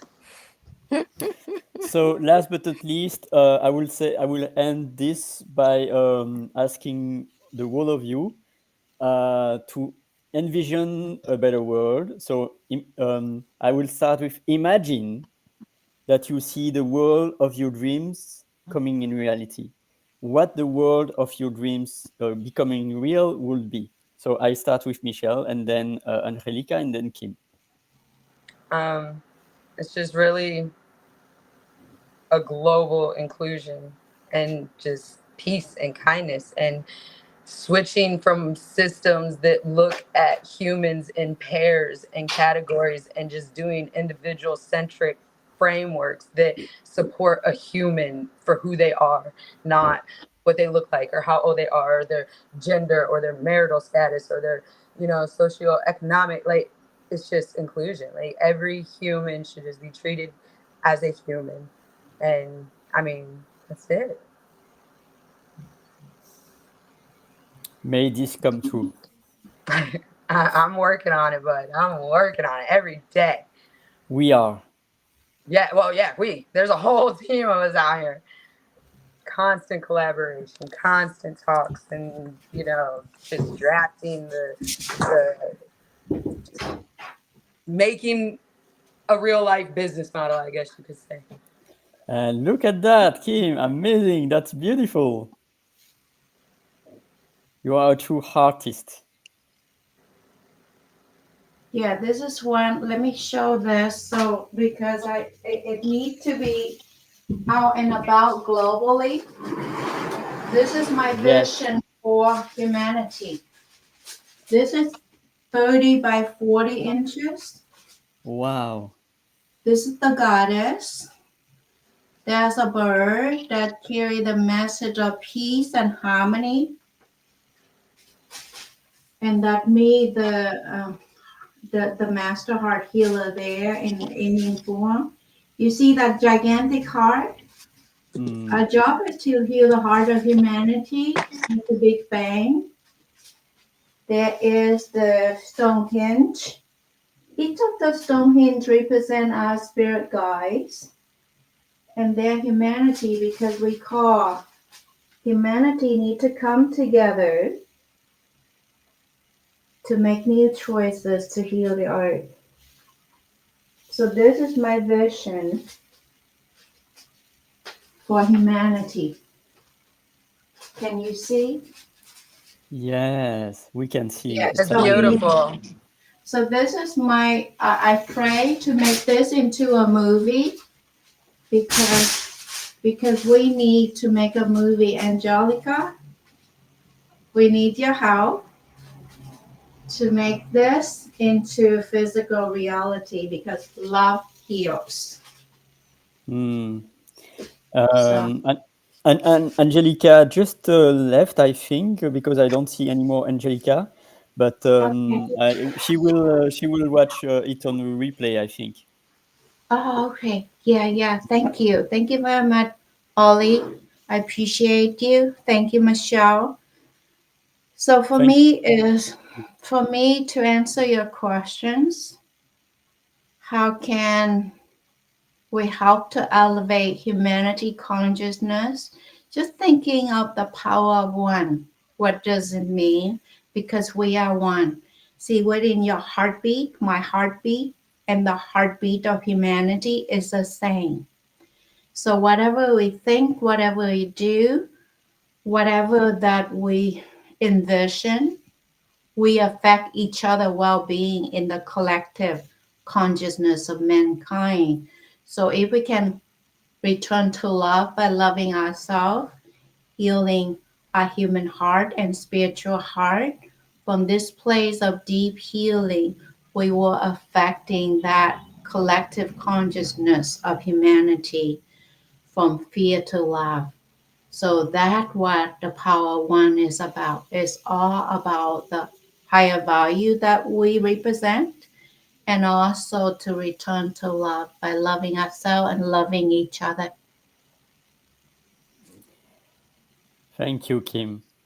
I'm so not being rude. There's a spider, y'all. So I'm like paranoid right now. Like I couldn't catch it just when I went. So I'm here, but I'm gonna be off the camera. Thank you, Michelle. Thank you, Michelle. And so the hair on the wind. What are your final words, Angelica?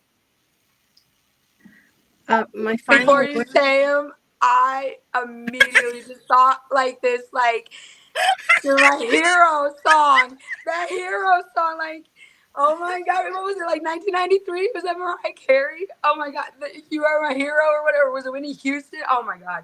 Your wind blowing and that breeze, how it just looked was, oh my God, so beautiful.